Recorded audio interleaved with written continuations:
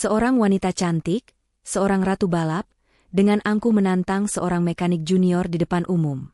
Taruhannya gila.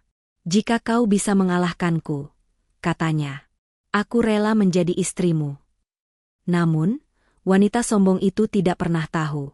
Pria yang ia hina, pria yang ia anggap lebih rendah dari debu di sepatunya itu, adalah seorang legenda dunia yang sedang menyembunyikan identitasnya. Inilah kisah tentang kesombongan yang dibayar tuntas, dengan harga yang tidak pernah ia duga. Selamat datang di Ken Arok Productions. Jika Anda menikmati alur cerita seperti ini, kami sangat menghargai dukungan Anda untuk menekan tombol subscribe, like, dan berikan komentar Anda di bawah. Bagi yang sudah subscribe, kami doakan dari hati yang tulus. Semoga hidup Anda dan keluarga selalu dilimpahi rezeki yang berlimpah, kesehatan yang sempurna, keberkahan di setiap langkah, dan kebahagiaan yang tiada putus.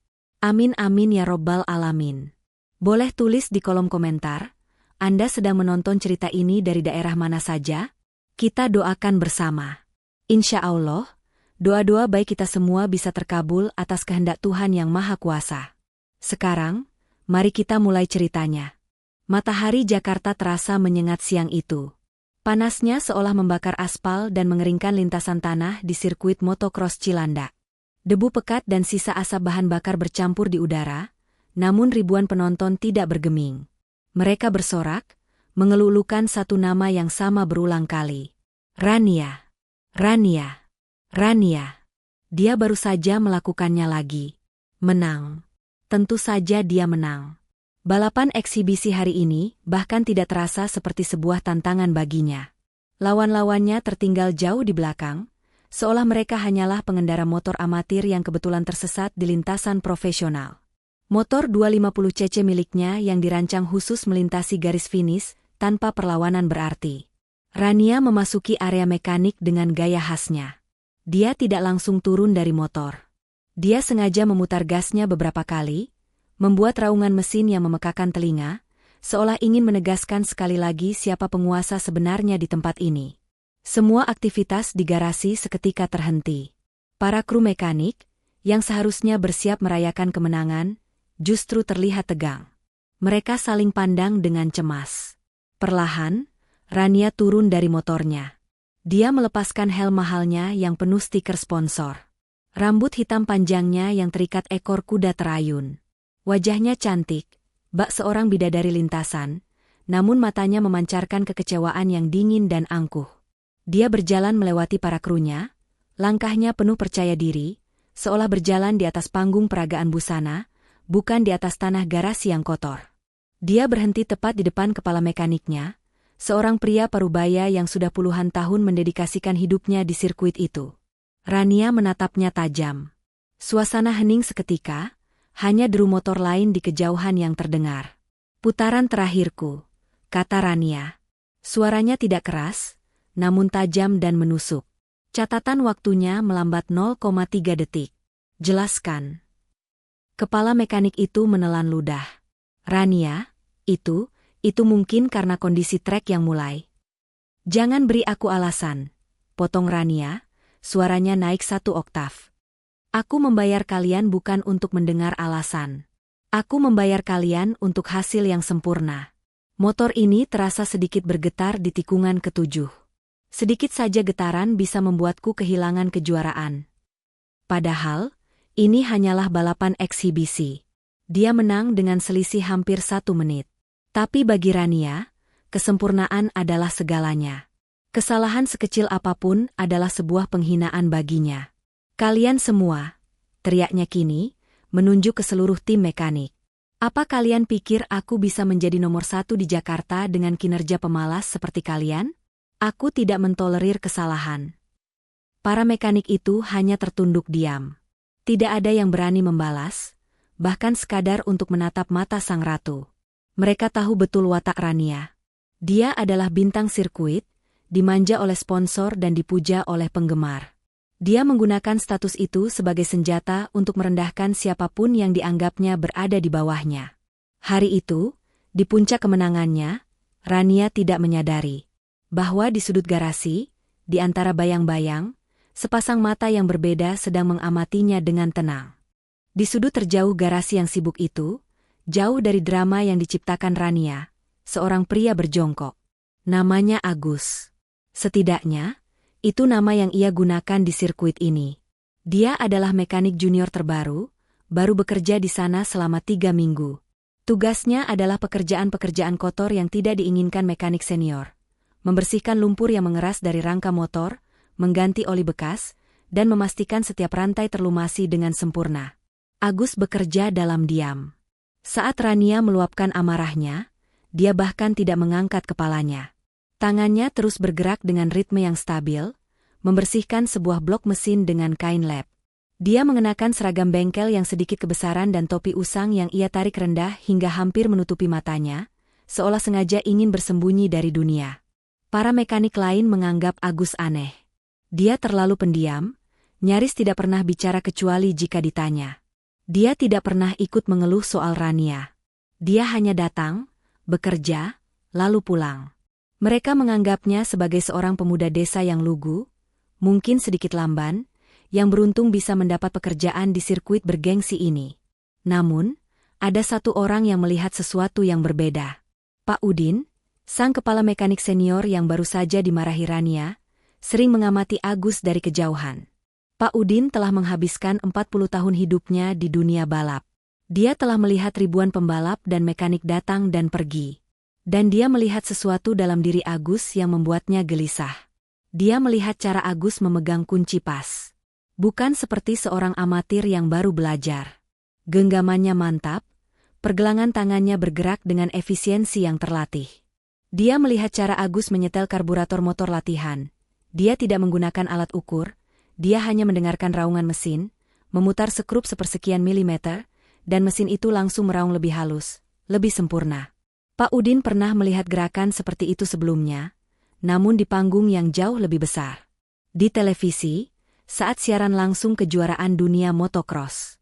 Siang itu, setelah Rania pergi dengan marah, Pak Udin menghampiri Agus yang masih fokus bekerja.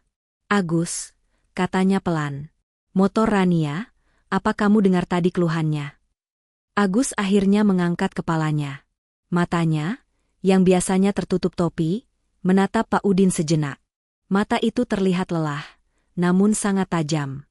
"Saya dengar, Pak," jawabnya singkat. Suaranya datar. "Menurutmu apa masalahnya?" tanya Pak Udin, lebih seperti sebuah ujian daripada pertanyaan. Agus kembali menunduk, tangannya meraih obeng. "Bukan getaran di tikungan ketujuh," katanya pelan. "Getaran itu hanya akibat. Masalahnya ada di suspensi belakang. Tekanannya tidak sesuai dengan berat badan pengendara, setelah motornya kehilangan bobot bahan bakar di putaran-putaran akhir." Pak Udin terdiam.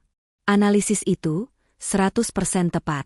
Dan itu adalah analisis yang hanya bisa dibuat oleh seseorang yang benar-benar mengerti fisika balap di level tertinggi. "Kamu belajar dari mana, Gus?" tanya Pak Udin hati-hati. Agus hanya mengangkat bahu. "Hanya memperhatikan, Pak." Dia kembali bekerja, seolah obrolan itu tidak pernah terjadi. Pak Udin menatap punggung pria itu. Kecurigaannya semakin kuat. Dia mulai mengingat-ingat sebuah nama, seorang legenda asal Indonesia yang mengguncang dunia beberapa tahun lalu, sebelum menghilang tanpa jejak. Seorang jenius lintasan yang dijuluki Elang Jawa. Tapi, tidak mungkin. Tidak mungkin sang Elang Jawa kini bersembunyi sebagai kuli mekanik di sirkuit Cilandak. Beberapa jam telah berlalu. Para mekanik senior sedang sibuk di ruang mesin, mencoba menganalisis data balapan Rania, berusaha menemukan getaran fiktif yang dikeluhkannya. Suasana di garasi utama sedikit lebih santai, namun tetap tegang. Agus sedang membereskan peralatan, menyapunya, dan bersiap untuk pekerjaan terakhir hari itu. Tiba-tiba, Rania kembali masuk ke garasi. Dia sudah berganti pakaian balapnya dengan pakaian kasual yang mahal. Wajahnya masih masam. Dia rupanya baru selesai rapat dengan manajer timnya, dan sepertinya rapat itu tidak berjalan baik. Dia berjalan mondar-mandir sambil berbicara di telepon genggamnya, suaranya terdengar kesal. "Saya tidak peduli. Cari sponsor baru. Bilang saja pada mereka, Rania tidak mau." Dia berhenti berbicara, matanya mencari sesuatu. Dia melihat termos minuman miliknya di atas meja kerja, namun kosong. Dia mendecakkan lidahnya dengan kesal. Matanya menyapu seisi garasi, mencari seseorang yang bisa disuruh. Dan dia menemukannya. Agus, yang sedang berjongkok, mengelap tumpahan oli di lantai, membelakanginya. Rania mematikan panggilan teleponnya. Dia berjalan menghampiri Agus. Agus, yang mendengar langkah kaki mendekat, perlahan berdiri dan berbalik. Rania menatapnya dari atas ke bawah. Dia melihat seragam kotor Agus, tangannya yang berlumuran oli, dan topi usang yang menutupi wajahnya. Dia melihat seorang rendahan. "Hei, kamu," panggil Rania, nadanya sama sekali tidak ramah. "Mekanik baru, kan?" Agus hanya mengangguk pelan, tanpa suara. Rania kemudian melakukan sesuatu yang membuat beberapa mekanik lain yang melihatnya menahan napas. Dia melempar handuk kecil yang tadi ia gunakan untuk mengelap keringat di lehernya, tepat ke lantai, di kaki Agus yang bersepatu bot kotor. "Ambilkan saya minum," perintahnya, "air mineral dingin. Jangan terlalu dingin, dan jangan yang tidak dingin. Mengerti?" Agus menatap handuk di lantai sejenak, lalu menatap Rania. Ada keheningan sepersekian detik di mana dunia seakan berhenti. Tapi kemudian, tanpa ekspresi, Agus membungkuk, mengambil handuk kotor itu, dan meletakkannya di keranjang cucian. "Baik," jawabnya singkat. Dia baru saja akan berbalik untuk mengambil minuman, ketika Rania menghentikannya lagi. "Tunggu," kata Rania. Dia berjalan mendekati motornya yang sudah diparkir. "Dan setelah itu, bersihkan motorku." "Yang bersih." Seorang mekanik junior lain memberanikan diri. "Maaf, Mbak Rania, tapi motor itu sudah." "Diam," potong Rania. "Aku bicara padanya." Dia kembali menatap Agus. "Aku mau motor ini mengilap. Aku tidak mau melihat ada satu noda pun. Lumpur dari lintasan tadi masih ada di bagian bawah. Apa kalian semua buta? Kerjakan sekarang." Ini adalah sebuah penghinaan yang disengaja. Membersihkan motor setelah balapan adalah tugas awal, dan motor itu sebenarnya sudah cukup bersih. Memerintahkannya lagi, dengan nada seperti itu, hanyalah sebuah demonstrasi kekuasaan. Rania ingin memastikan semua orang di garasi itu tahu di mana tempat mereka, terutama si pegawai baru yang pendiam ini. Agus hanya menatap motor itu. Lalu dia mengangguk lagi. "Baik, Mbak Rania." Dia berjalan untuk mengambil air minum, melewati Rania yang tersenyum puas. Dia telah menegaskan dominasinya. Dia tidak tahu, pria yang baru saja ia perlakukan seperti pesuruh itu, pernah memenangkan balapan di lintasan paling berbahaya di dunia, di tengah badai salju, dengan kondisi motor yang jauh lebih buruk. Agus berjalan ke pendingin dan mengambil sebotol air mineral, persis seperti yang diminta. Dia menyerahkannya kepada Rania. Rania mengambil botol itu tanpa mengucapkan terima kasih, bahkan tanpa memandangnya. Matanya masih tertuju pada layar telepon genggamnya, jarinya mengetik dengan cepat dan marah. Agus lalu berbalik menuju motor balap Rania yang terparkir. Dia mengambil sehelai kain mikrofiber yang bersih. Mekanik lain yang melihatnya hanya bisa menggelengkan kepala, kasihan pada nasib si anak baru. Tapi Agus tidak membersihkan motor itu seperti seorang pesuruh. Dia tidak mengelapnya asal-asalan. Dia memulai dari bagian depan, namun matanya langsung tertuju pada detail. Dia mengamati piringan rem, melihat apakah ada goresan halus. Tangannya beralih ke setang, jarinya seolah-olah mengukur sudut kemiringan. Kemudian, dia berjongkok di bagian belakang motor. Disinilah dia berhenti. Dia tidak sedang melihat lumpur. Dia sedang menatap unit suspensi belakang, tepat di bagian penyetelan pegasnya. Matanya menyipit di balik topi usangnya. Dia bisa melihatnya dengan jelas. Penyetelannya salah. Bukan hanya sedikit salah. Ini adalah kesalahan fundamental yang seharusnya tidak pernah dilakukan oleh tim profesional. Instingnya sebagai juara dunia mengambil alih. Dia lupa sejenak siapa dirinya, di mana dia berada. Tangannya terulur, menyentuh pegas itu, menekannya sedikit dengan ibu jarinya untuk merasakan kekuatannya. Saat itulah, dia bergumam. Gumaman itu sangat pelan, nyaris tak terdengar, lebih ditujukan pada dirinya sendiri. "Pantas saja," desahnya pelan. "Setelan rebound ini terlalu lambat. Pantas saja getaran itu muncul.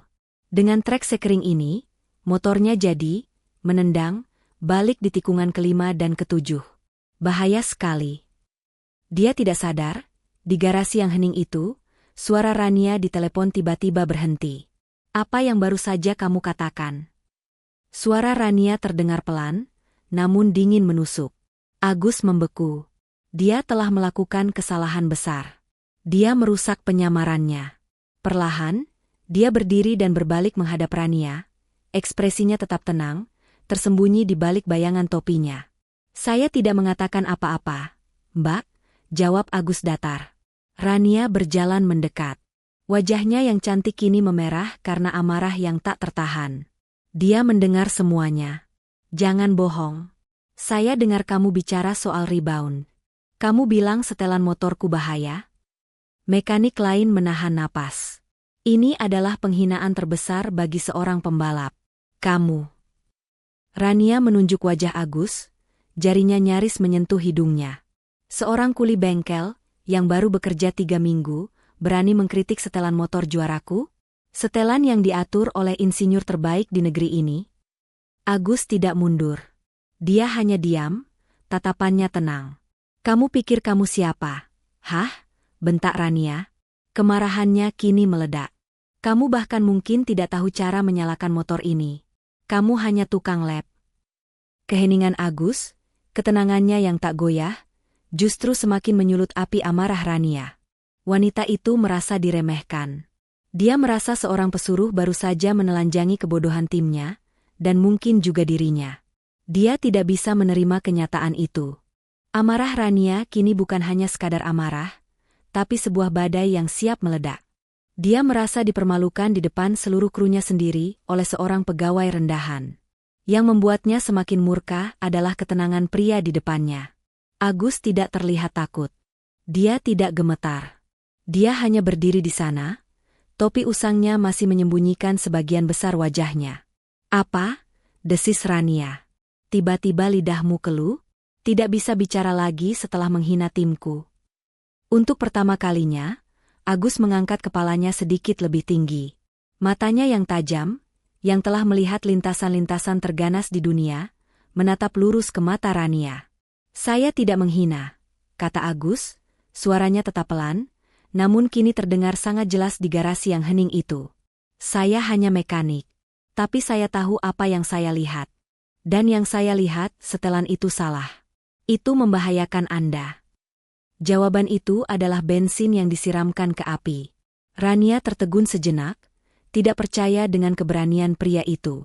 Lalu, dia tertawa. Tawa itu tidak terdengar bahagia. Itu adalah tawa dingin yang penuh dengan penghinaan dan arogansi murni. Para mekanik lain sampai bergidik mendengarnya. Bahaya?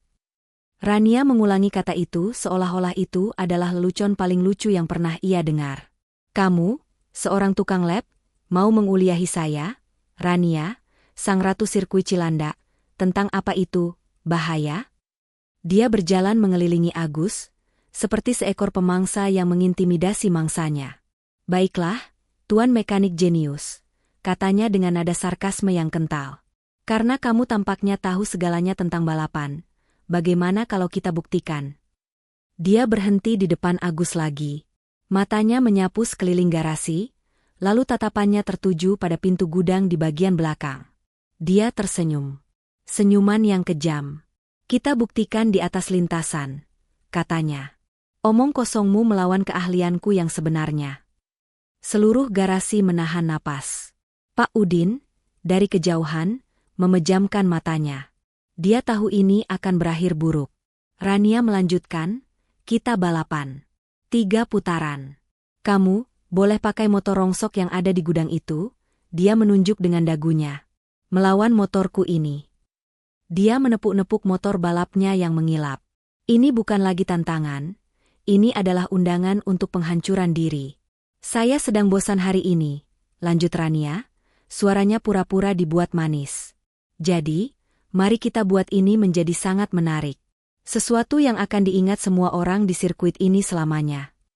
Dia melangkah sangat dekat ke Agus, menatapnya rendah dari atas ke bawah, seolah menilai barang murahan. Kita buat taruhan, bisiknya, namun cukup keras untuk didengar semua orang. Dia tersenyum sinis. Jika kau bisa mengalahkanku, aku rela menjadi istrimu.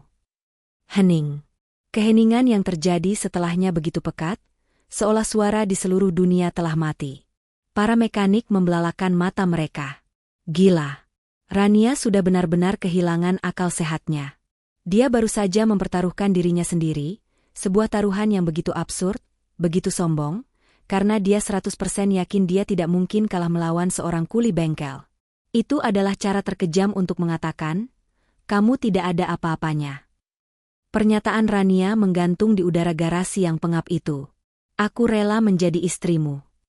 Kalimat itu begitu mengejutkan, begitu arogan, sehingga tidak ada yang bisa memprosesnya selama beberapa detik. Itu adalah puncak kesombongan, menggunakan dirinya sendiri sebagai hadiah utama, karena dia begitu yakin hadiah itu tidak akan pernah mungkin diraih. Dia tidak sedang bertaruh, dia sedang mengejek. Dia sedang mengatakan bahwa kemungkinan Agus mengalahkannya sama mustahilnya dengan kemungkinan Agus menikahinya. Agus, bagaimanapun, tetap diam. Wajahnya masih tersembunyi di balik bayangan topinya. Ketenangannya yang seperti batu ini, sekali lagi, membuat Rania merasa tidak nyaman. Dia mengharapkan pria itu gemetar, memohon, atau setidaknya tertawa gugup. Dia tidak mendapatkan apa-apa. Kenapa? Tanya Rania, suaranya kembali tajam, mencoba memancing reaksi. Apa taruhannya terlalu besar untukmu? Apa kamu takut? Kemudian, Rania tersenyum. Senyum itu tidak sampai ke matanya. Dia seolah baru saja memikirkan sesuatu yang jauh lebih menarik, sesuatu yang jauh lebih kejam. Ah, katanya pelan. Tentu saja. Sebuah taruhan harus berjalan dua arah, bukan? Dia melangkah mundur satu langkah, memberikan jarak agar dia bisa memandang Agus dari ujung rambut sampai ujung sepatu botnya yang berlumpur. Dia ingin menikmati momen ini. Taruhanku adalah diriku, katanya. Sekarang, apa yang bisa kamu, seorang kuli bengkel, pertaruhkan melawanku? Kamu tidak punya uang. Kamu tidak punya nama. Kamu tidak punya apa-apa. Dia berhenti sejenak, membiarkan penghinaan itu meresap. Jadi, begini saja, lanjut Rania. Matanya kini berkilat-kilat penuh kekejaman. Dia menunjuk ke lantai di bawah kakinya, ke sepatu balapnya yang mahal, yang kini mulai sedikit kotor oleh debu garasi. Jika saya menang, atau lebih tepatnya, ketika saya menang, ralatnya. Saya tidak mau uangmu. Saya mau harga dirimu. Dia mengangkat kakinya sedikit. Kamu, katanya, menunjuk Agus. Harus bersujud di kakiku. Di sini. Di tengah garasi. Di depan semua orang yang menghinamu hari ini dengan omong kosongmu itu. Para mekanik lain mulai berbisik cemas. Ini sudah keterlaluan. Rania mengabaikan mereka. Dan kamu, lanjutnya, suaranya kini pelan namun penuh penekanan. Harus membersihkan sepatu balapku ini, dengan lidahmu. Sampai bersih. Keheningan total melanda garasi. Kali ini bukan keheningan karena terkejut, tapi keheningan karena ngeri.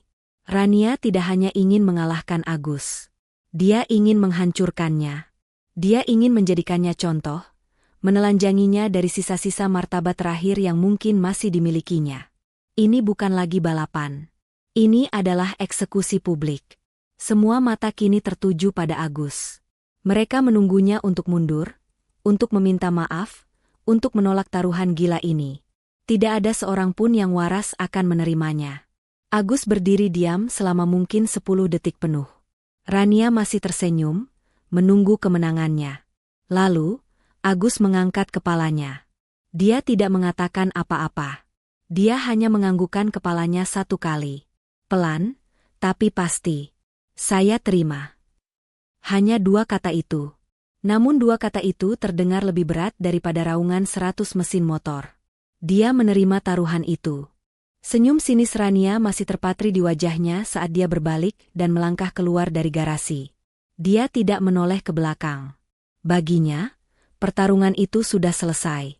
Dia telah menang. Mekanik-mekanik lain mulai bubar satu persatu, berbisik di antara mereka sendiri, tidak ingin terlibat lebih jauh. Mereka melemparkan pandangan kasihan ke arah Agus, si orang nekat yang baru saja menandatangani surat penghancuran harga dirinya sendiri. Dalam sekejap, garasi yang tadinya riuh itu menjadi sepi. Hanya tersisa Agus dan Pak Udin, sang kepala mekanik senior. Pak Udin menghela napas panjang, suara napasnya terdengar berat di tengah keheningan. Dia memandang Agus, bukan lagi dengan pandangan kasihan, tapi dengan ekspresi rumit yang sulit diartikan. Ada kekhawatiran, tapi juga ada secercah rasa hormat yang aneh. Balapan itu ditetapkan besok siang, kata Pak Udin pelan, memecah kesunyian. Rania ingin semua orang melihatnya. Agus hanya mengangguk, masih berdiri mematung. Mari, ikut saya, kata Pak Udin. Pak Udin berjalan memimpin, tidak ke arah ruang mekanik utama, tapi ke pintu besi berkarat di sudut paling belakang bengkel. Dia membuka gembok tua itu, dan pintu berderi terbuka, mengeluarkan kepulan debu. Dia menyalakan satu lampu neon yang berkedip-kedip. Ini adalah gudang. Tempat itu adalah kuburan bagi motor-motor yang telah kalah perang, tumpukan ban bekas yang sudah retak, dan rangka-rangka berkarat dari masa lalu. Bau oli basi dan karat menusuk hidung. Di sudut terjauh, di bawah selembar terpal biru yang sudah robek dan berdebu, terlihat siluet sebuah motor. Pak Udin menarik terpal itu. Itu adalah motor tua. Sangat tua. Mungkin model 15 tahun yang lalu. Warnanya sudah pudar. Plastiknya retak di beberapa tempat, dan rantainya kendur menyentuh lantai. Itu bahkan bukan motor balap 250cc modern seperti milik Rania, melainkan motor trail 125cc dua langkah yang dulu populer untuk penggunaan hobi, bukan kompetisi. Ini motor yang dia maksud, kata Pak Udin pelan. Motor pribadi milik pemilik sirkuit yang sudah lama rusak. Benar-benar rongsokan. Agus berjalan mendekati motor itu. Dia mengamatinya dalam diam. Dia berjongkok, menekan suspensi depan. Tidak ada perlawanan. Mati. Dia melihat ke mesinnya. Kotor, tapi terlihat utuh. Pak Udin menatap punggung pria itu. Akhirnya, dia tidak bisa menahannya lagi. Mas Banyu. Panggilan itu membuat Agus berhenti bergerak. Itu bukan nama, Agus. Pak Udin melanjutkan, suaranya kini bergetar pelan. Saya tahu Anda siapa. Saya mungkin sudah tua, tapi saya tidak pikun. Saya melihat Anda di televisi bertahun-tahun lalu. Cara Anda mengambil tikungan, cara Anda melompat. Di Eropa. Mereka memanggil Anda, Elang Jawa. Agus perlahan berdiri, tapi tidak berbalik. Saya tidak tahu apa yang terjadi pada Anda, Mas, lanjut Pak Udin, suaranya kini penuh rasa hormat. Tapi, menantang Rania, itu satu hal. Melakukannya dengan motor ini bukan balapan, ini bunuh diri. Anda yakin mau melakukan ini? Keheningan kembali menyelimuti gudang berdebu itu. Agus akhirnya berbalik, menatap Pak Udin. Untuk pertama kalinya, ada sesuatu yang berbeda di matanya. Sesuatu yang telah lama padam, kini tampak menyala kembali. Sebuah kilatan kecil di kedalaman matanya yang lelah. Dia tersenyum tipis. Itu bukan senyuman lebar, hanya tarikan kecil di sudut bibirnya. Sudah lama saya tidak bersenang-senang, Pak Udin. Dia menepuk tangki motor yang berdebu itu. Bisa saya pinjam kunci-kunci? Sepertinya malam ini akan sangat panjang. Langit Jakarta keesokan siangnya terasa lebih berat. Kabar tentang taruhan gila antara ratu sirkuit dan seorang mekanik junior telah menyebar seperti api di rumput kering. Sirkuit Cilandak, yang biasanya hanya ramai saat akhir pekan kejuaraan, kini penuh sesak di hari biasa. Penonton, mekanik dari tim lain, jurnalis lokal, dan bahkan para petinggi sirkuit, semuanya berkumpul. Mereka tidak datang untuk melihat balapan. Mereka datang untuk melihat sebuah pertunjukan. Sebuah eksekusi publik. Bisik-bisik di tribun penonton semuanya senada. Kasihan sekali mekanik itu, kata seseorang. Dia pasti sudah gila menantang Rania, timpal yang lain. Saya dengar taruhannya dia harus menjilat sepatu Rania. Memalukan sekali. Di tengah arena, Rania sudah berada di posisinya di garis start. Dia tampak sempurna.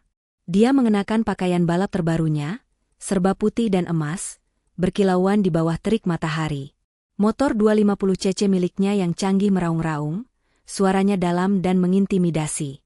Tim mekaniknya, kecuali Pak Udin, berdiri di belakangnya, siap dengan papan strategi, seolah ini adalah final kejuaraan dunia. Rania sendiri tampak santai, nyaris bosan. Dia sesekali memeriksa kuku jarinya, seolah menunggu drama ini cepat selesai. Lalu, dari arah garasi belakang, sebuah suara mesin yang berbeda terdengar. Suara itu nyaring, melengking, dan tua. Kerumunan penonton terdiam sejenak, lalu tawa mulai pecah di beberapa sudut. Agus keluar dari garasi, mengendarai motor rongsok dari gudang. Motor 125cc 2 langkah itu kini terlihat bersih, tidak ada lagi karat. Namun, penampilannya tetap menyedihkan.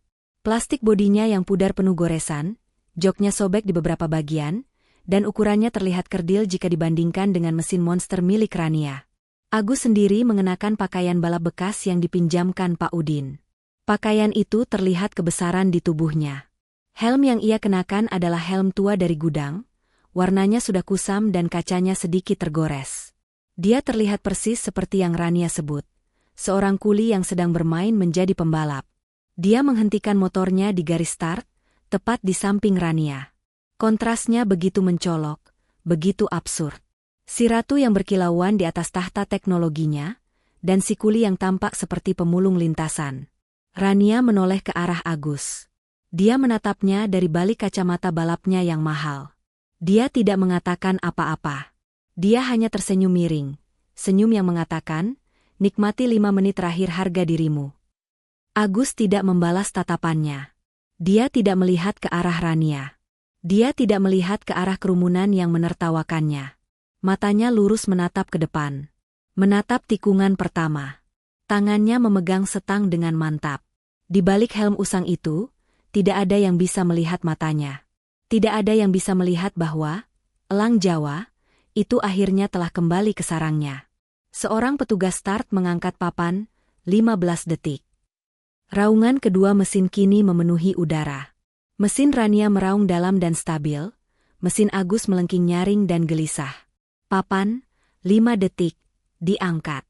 Dan kemudian papan itu diturunkan. Gerbang start jatuh. Raungan mesin 250cc 4 langkah milik Rania langsung meledak, mencengkeram tanah dengan sempurna. Dalam sekejap mata, dia melesat ke depan, meninggalkan Agus dalam kepulan debu dan asap knalpot. Itu adalah start yang sempurna, start seorang profesional. Di sisi lain, motor tua 125cc 2 langkah milik Agus terdengar gagap. Mesinnya seolah menjerit tertahan, dan motor itu tampak oleng sesaat. Dia tertinggal. Sangat jauh tertinggal. Di putaran pertama, pemandangan itu persis seperti yang diharapkan semua orang. Rania melaju dengan mulus, mengambil setiap tikungan dengan presisi yang angkuh. Dia bahkan sempat melirik layar besar sirkuit, melihat betapa jauh jarak antara dirinya dan si mekanik nekat itu. Dia tersenyum di balik helmnya. Ini terlalu mudah. Ini membosankan. Sementara itu, Agus terlihat seperti orang yang baru pertama kali naik motor balap. Dia berjuang keras. Motor tua itu tampak liar dan sulit dikendalikan. Di setiap lompatan kecil, motor itu mendarat dengan goyah. Di tikungan, dia tampak hampir terjatuh beberapa kali. Tawa di tribun penonton semakin keras. Mereka menunjuk-nunjuk, mengejek. Lihat si bodoh itu, teriak seseorang. Dia bahkan tidak bisa memegang setangnya dengan lurus. Rania, mendengar ejekan penonton, memutuskan untuk sedikit bermain. Memasuki putaran kedua, dia sengaja melambat di trek lurus, membiarkan Agus sedikit memperpendek jarak. Dia ingin pria itu merasakan harapan, sebelum dia menghancurkannya lagi. Dia ingin mempermalukannya lebih lama. Tapi kemudian, sesuatu terjadi. Agus memang semakin dekat. Tapi dia tidak lagi terlihat kesulitan. Perjuangannya di putaran pertama tadi hilang. Saat dia memasuki area lompatan ganda, double jump, penonton melihatnya. Agus tidak melambat. Dia justru menarik gas motor tuanya dalam-dalam. Mesin 125cc itu menjerit melengking. Motor itu terbang lebih jauh dari yang seharusnya.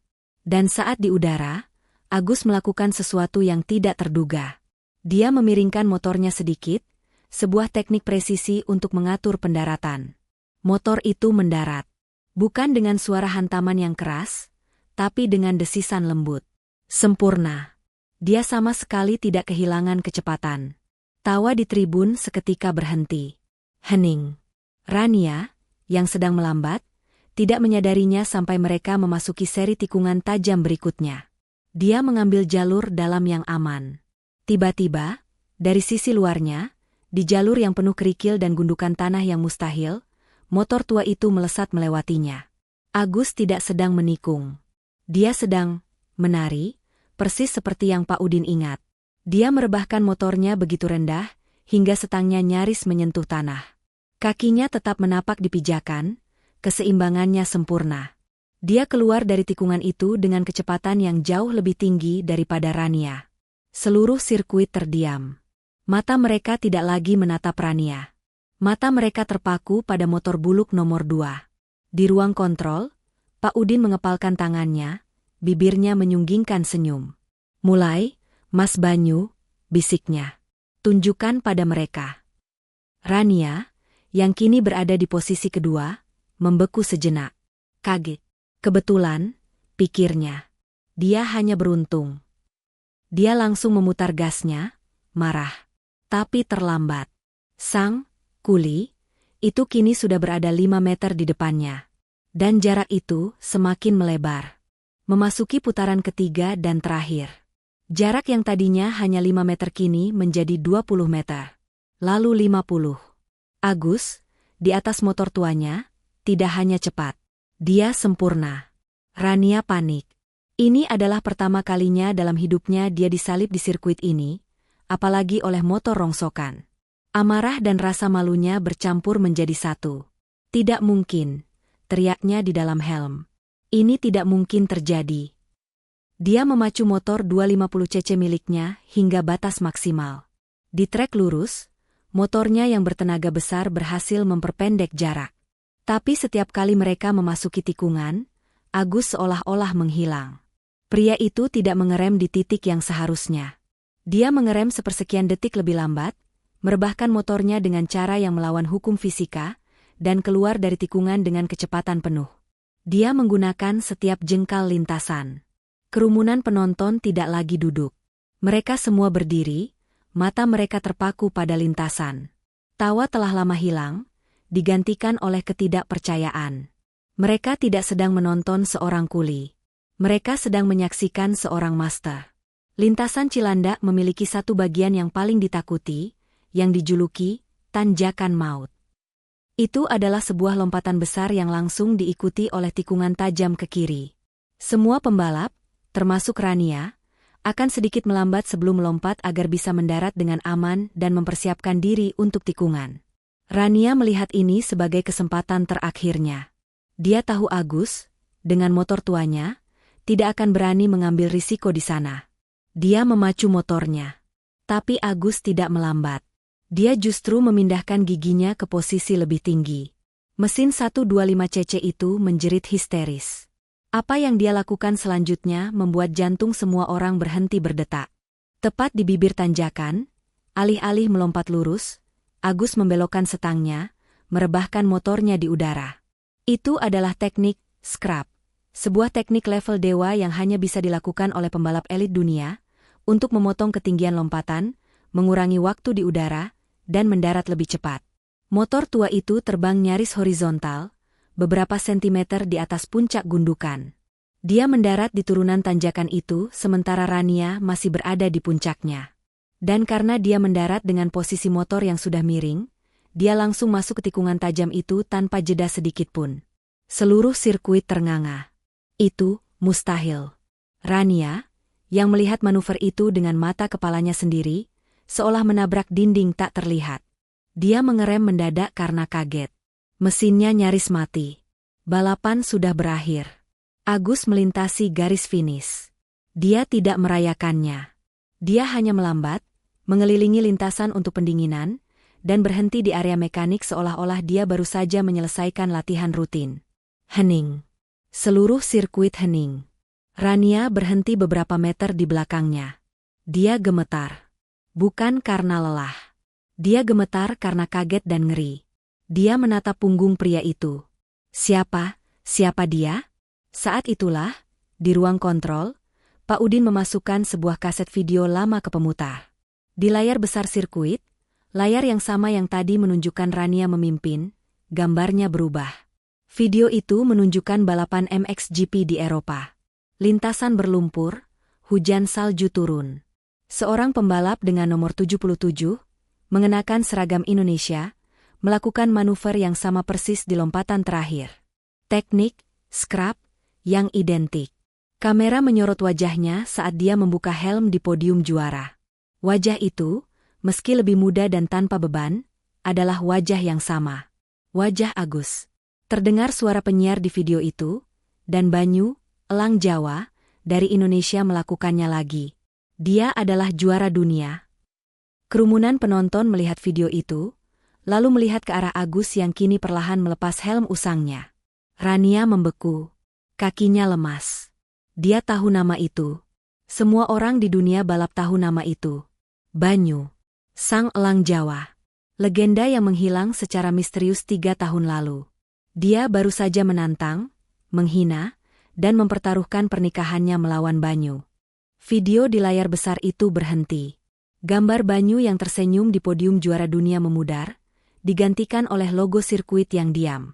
Tapi gambar itu sudah terpatri di retina setiap orang yang hadir. Keheningan yang melanda sirkuit Cilandak kini terasa berbeda. Bukan lagi hening karena ketidakpercayaan, tapi hening yang pekat oleh rasa malu. Semua mata, ribuan pasang mata, kini beralih dari layar besar. Mereka tidak lagi memandang Banyu dengan tatapan mengejek. Mereka memandangnya dengan kekaguman, rasa takut, dan rasa hormat yang luar biasa. Sang elang Jawa ada di sini, di depan mereka, menyamar sebagai kuli. Lalu, tatapan itu serempak beralih. Mereka menatap Rania. Rania masih membeku di atas motornya. Di balik helm dan kacamata balapnya, tidak ada yang bisa melihat wajahnya. Tapi semua orang bisa melihat bahunya yang mulai bergetar hebat. Dia mendengar semuanya. Video itu. Nama itu. Dia mendengar bisikan-bisikan penonton yang kini mulai terdengar, seperti ribuan lebah yang mendengung marah di telinganya. Itu Banyu. Dia menantang elang Jawa. Gila. Dia menghina seorang legenda. Dan kemudian, seseorang meneriakkan apa yang ada di pikiran semua orang. Taruhannya. Bagaimana dengan taruhannya? Bisikan itu berubah. Tawa kecil mulai terdengar. Bukan tawa mengejek untuk Banyu. Tawa itu kini ditujukan untuknya. Untuk sang ratu sirkuit. Dia bilang dia mau jadi istrinya. Hahaha, ratu sirkuit akan menikah dengan mekanik. Bukan mekanik bodoh. Dia menikah dengan juara dunia. Betapa beruntungnya dia. Dia mempermalukan dirinya sendiri. Setiap kata terasa seperti tamparan keras di wajah Rania. Dia melihat ke arah Banyu. Pria itu telah memarkir motor tuanya.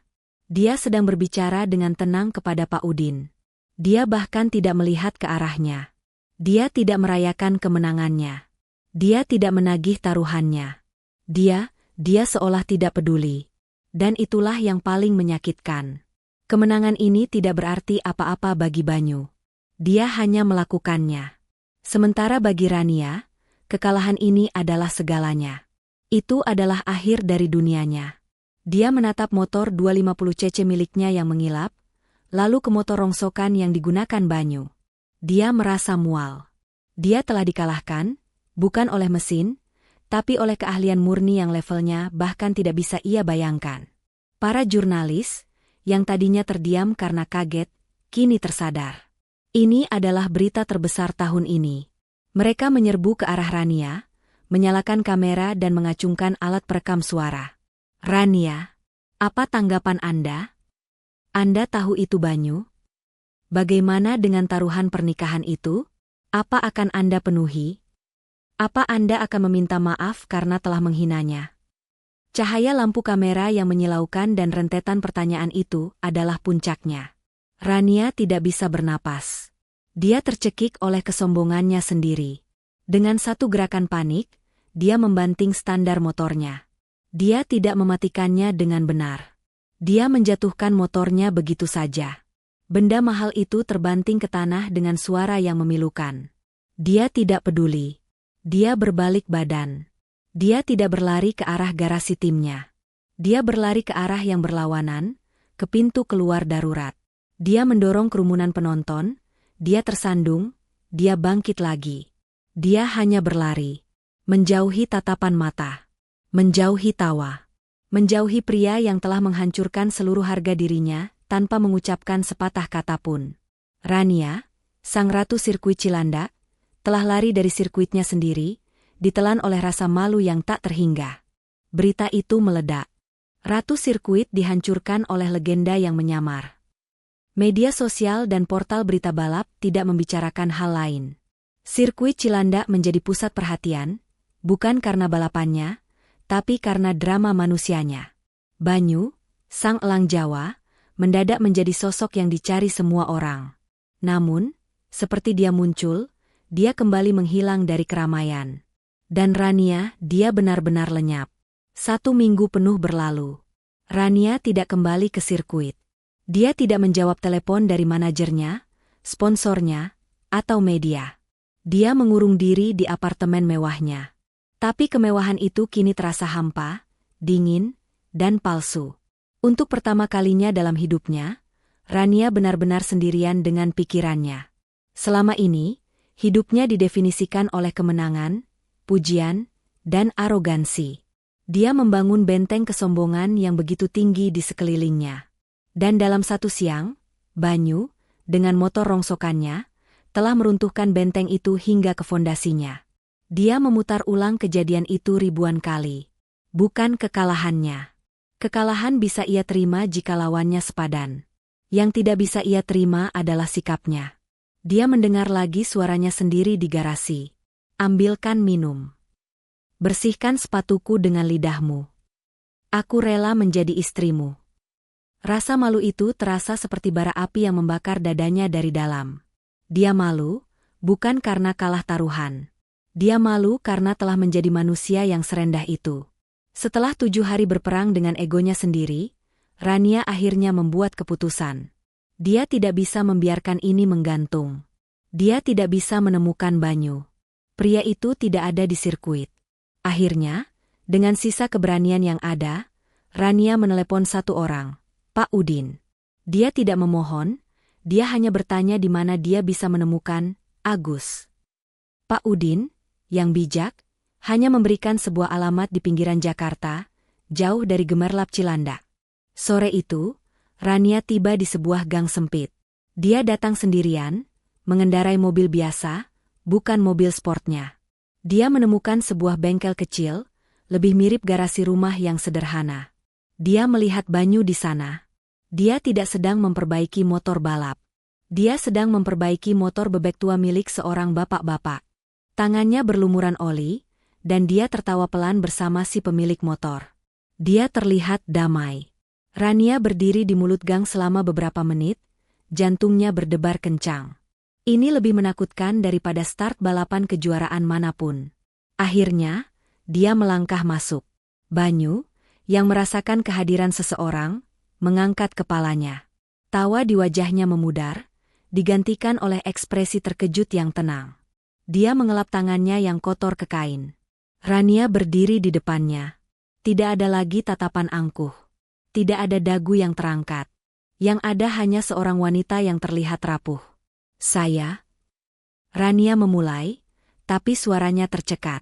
Dia menarik napas dalam-dalam, menahan getaran di suaranya. Dia tidak peduli lagi dengan citranya. Dia menundukkan kepalanya. Saya kesini untuk meminta maaf, katanya.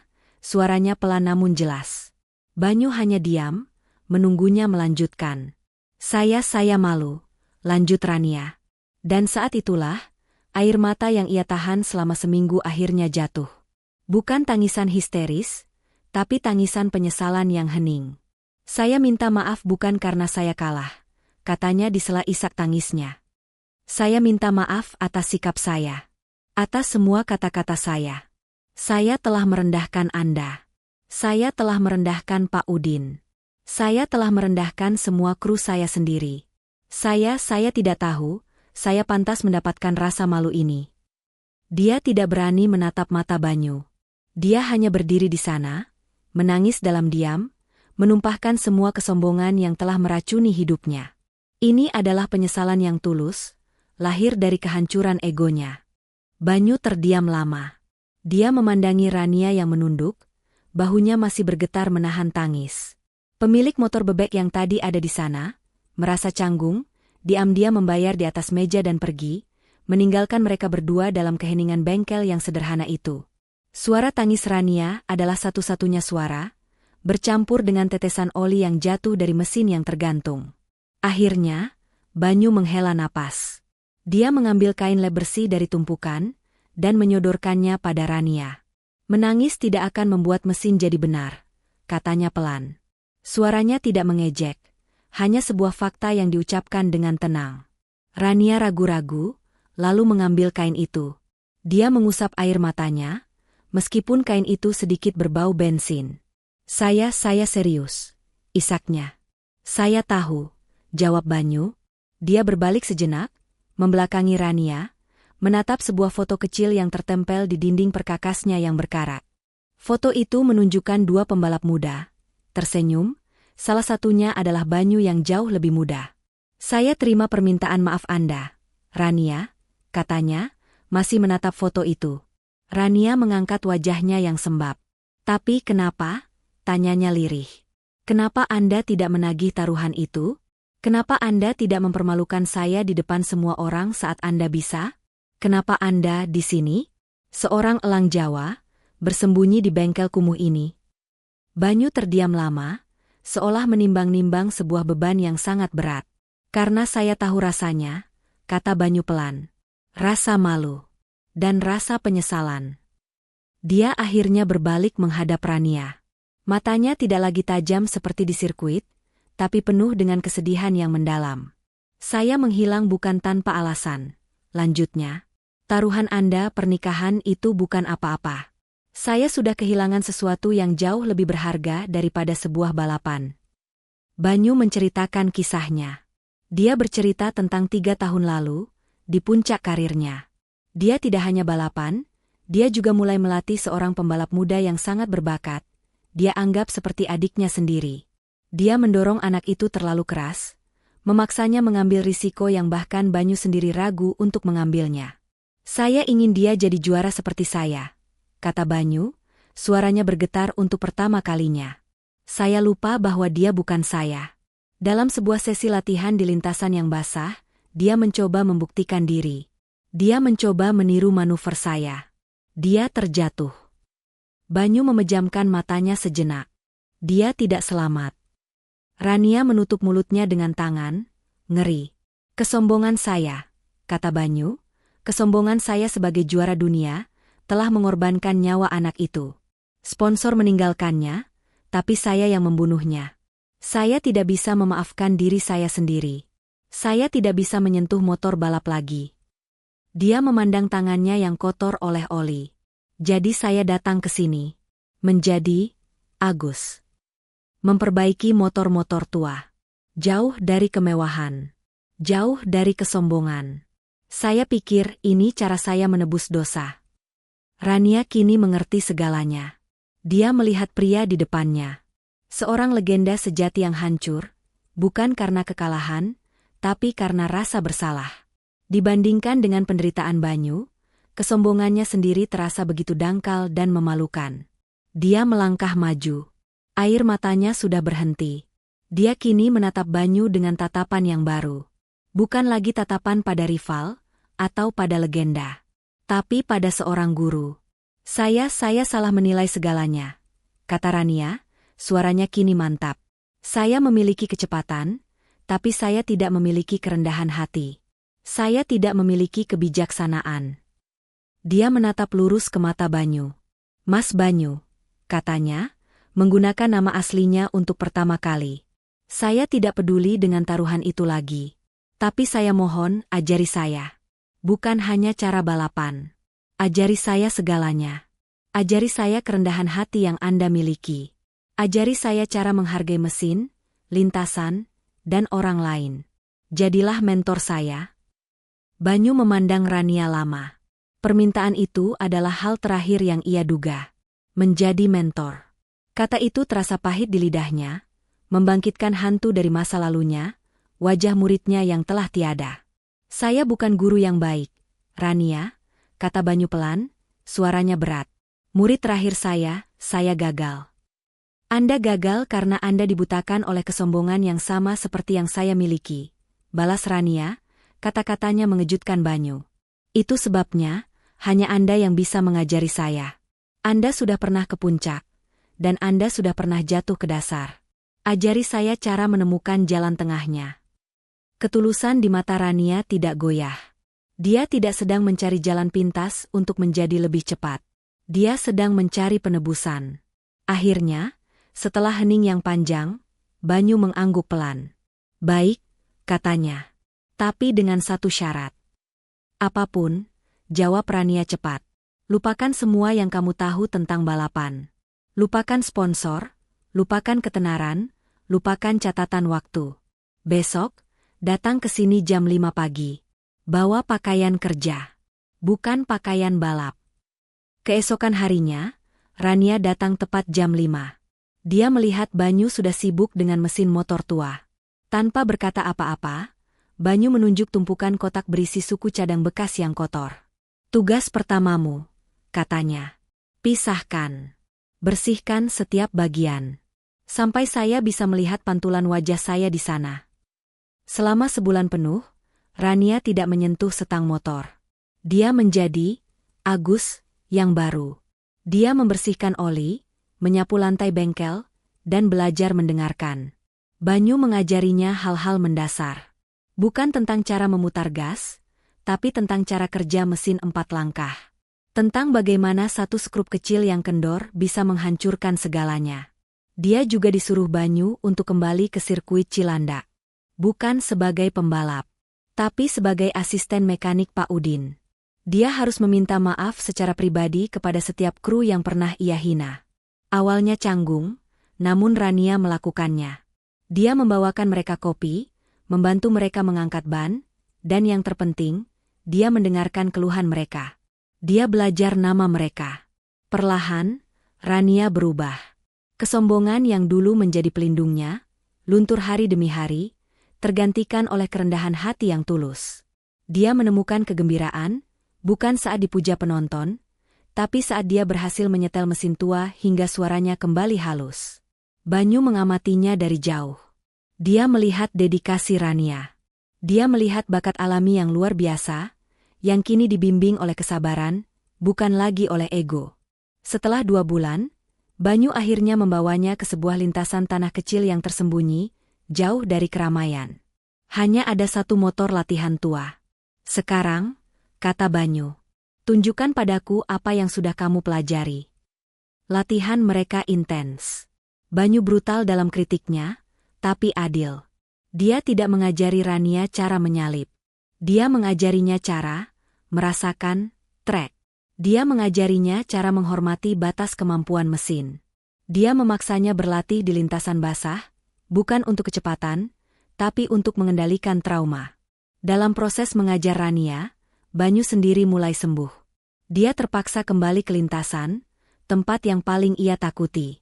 Dia terpaksa mengingat kembali semua ilmunya, bukan untuk dirinya sendiri, tapi untuk orang lain. Saat melihat Rania berhasil melakukan teknik pengereman yang sulit, Banyu merasakan sesuatu yang sudah lama hilang, kebanggaan seorang guru. Kebanggaan yang murni, tanpa ego.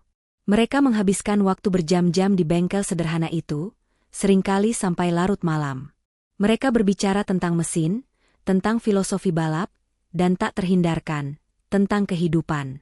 Rania melihat pria di balik sang legenda, seorang pria yang terluka namun sangat bijak. Banyu melihat wanita di balik sang ratu, seorang wanita yang rapuh namun memiliki tekad baja. Rivalitas yang dulu membara telah lama padam. Rasa hormat antara guru dan murid kini telah berevolusi. Di tengah bau oli dan bensin, di antara perkakas-perkakas tua, benih cinta yang tulus mulai tumbuh. 1 tahun telah berlalu sejak hari itu di bengkel kecil. Di sebuah taman yang asri di pinggir kota Jakarta, jauh dari raungan mesin dan debu sirkuit, sebuah perayaan sederhana namun hikmat sedang berlangsung. Tidak ada ribuan penonton atau kilatan lampu kamera dari para jurnalis. Hanya ada keluarga terdekat, sahabat, dan rekan-rekan yang benar-benar tulus. Di antara para tamu, terlihat Pak Udin, mengenakan kemeja batik terbaiknya, menyeka air mata haru dari sudut matanya. Di sebelahnya, seluruh kru mekanik sirkuit Cilandak yang dulu pernah dihina Rania, kini bertepuk tangan dengan gembira.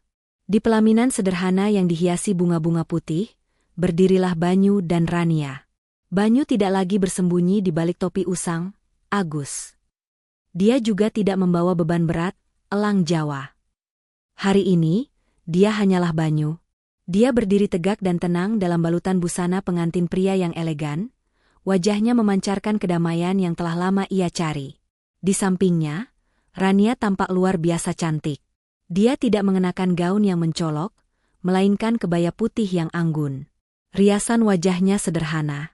Namun, yang membuatnya paling memesona adalah senyumannya. Senyum itu tidak lagi sinis, tidak lagi angkuh.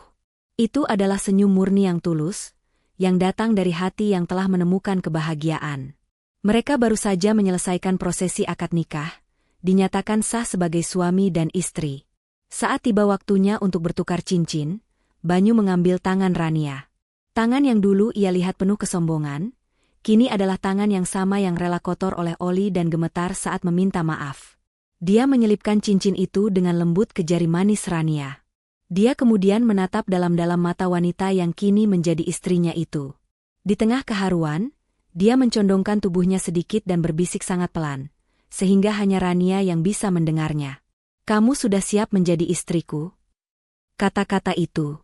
Kata-kata yang sama dengan yang diucapkan Rania setahun lalu di garasi, namun dengan makna yang telah berubah total. Dulu itu adalah ejekan, kini itu adalah janji. Rania tidak terkejut mendengar pertanyaan itu. Dia seolah sudah menunggunya. Dia tertawa pelan, tawa yang terdengar seperti musik di telinga Banyu. Air mata kebahagiaan menggenang di pelupuk matanya. Dia menatap balik suaminya, pria yang telah mengalahkannya, menghancurkannya, lalu membangunnya kembali menjadi pribadi yang jauh lebih baik. "Aku sudah kalah sejak lama, Mas Banyu," balas Rania, suaranya bergetar karena emosi. "Aku kalah di hari aku datang ke bengkelmu." Dia tersenyum, senyum paling tulus yang pernah ia berikan. "Dan aku sangat bahagia." Banyu tersenyum. Dia menarik Rania ke dalam pelukannya. Taruhan gila itu, yang dimulai dengan kesombongan dan penghinaan, kini telah terbayar lunas. Bukan dengan penyerahan diri yang memalukan, tapi dengan penyerahan hati yang utuh, dalam ikatan cinta yang suci.